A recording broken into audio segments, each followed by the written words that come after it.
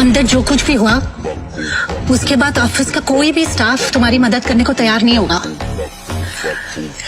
लेकिन एक आदमी है जो तुम्हारी मदद कर सकता है।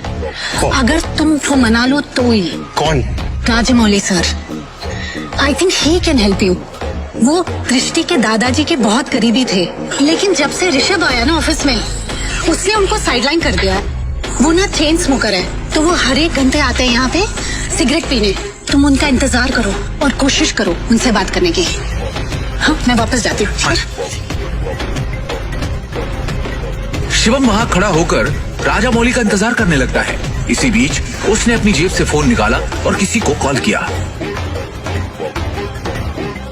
हेलो, कैसे नितिन जी आप? अरे शिवम जी, आपसे मुलाकात भी हो गई और आज आपका कॉल भी आ गया। हमारे तो भाग्य खुल गए। बोलिए ना सर। आपसे छोटा सा फोन। हुकुम किया जाए मालिक।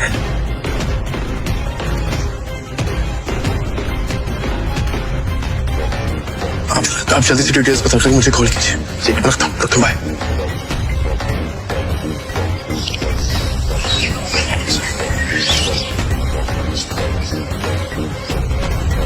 राजा काका, राजाडा ग्रुप और नारंग इंडस्ट्रीज का मर्जर कैसा रहेगा?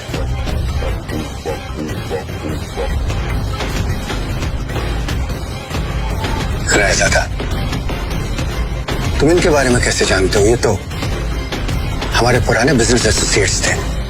तुम्हें क्या पता इनके बारे में? इसके बाद शिवम ने राजा काका को कुछ ऐसा बताया कि उसे सुनने के बाद उनके होश उड़ गए। उन्होंने अपनी सिगरेट वापस रखी और शिवम को अपने साथ कॉन्फ्रेंस रूम ले गए।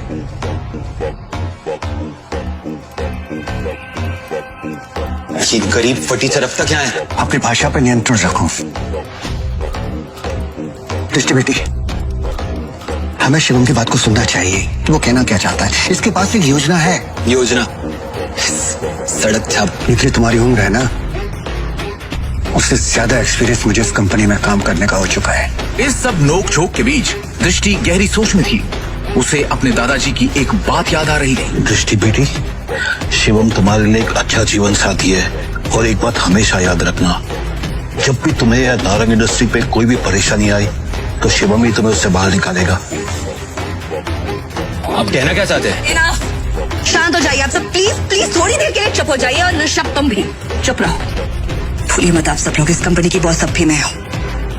डिसीजन मेकिंग पावर मेरे हाथ में है, होगा वही जो मेरा फैसला होगा। शिवम तुम कहो तुम्हें क्या कहना है?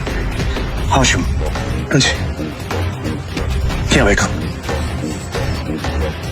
सबसे पहले मुझे कंपनी के शेयर होल्डर्स और इन्वेस्टर्स की लिस्ट चाहिए और बैलेंस शीट भी देखनी है, उसके बाद ही कुछ कह पाऊं। डिस्ट्रिक्ट, ये बहुत ज्यादा हो रहा है। हम ऐसे ही किसी को अपनी कंपनी की डिटेल्स शेयर नहीं कर सकते। लैपटॉप दो सर। प्लीज। चलो ये बात ऋषभ,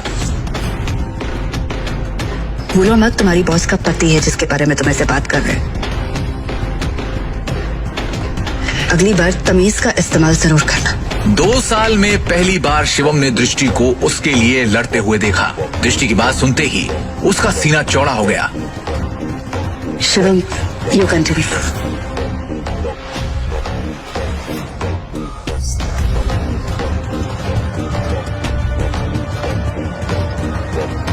बैलेंस शीट की कुछ ट्रांजैक्शन पे मुझे शक है। इन्वेस्टर्स जिस तरह कंपनी छोड़ के जा रहे हैं उसका भी एक पैटर्न है। कुछ तो गड़बड़ है यहाँ पे। अरे क्या बकवास कर रहा है, कुछ भी बोल रहा है आदमी। हवा में बात करना बंद करो और ये बताओ कि गिरते शेयर को कैसे रोके?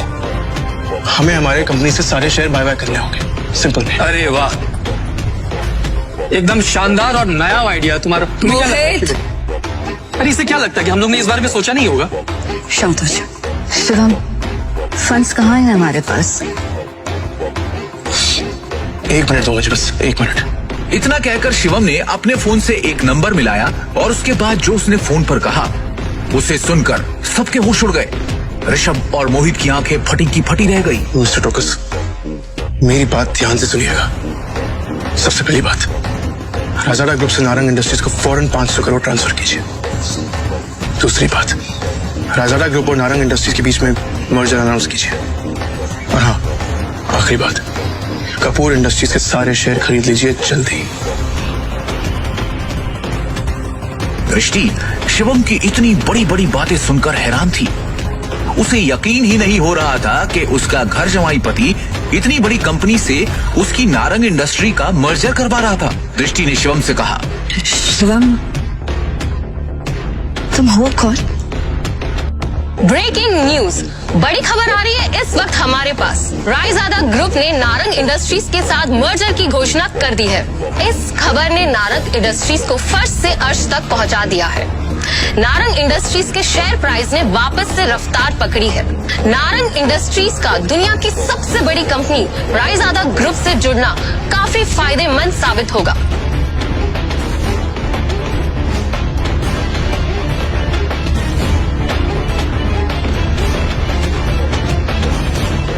क्या दृष्टि को मिलेगा शिवम से अपने सवाल का जवाब? आखिर क्या राज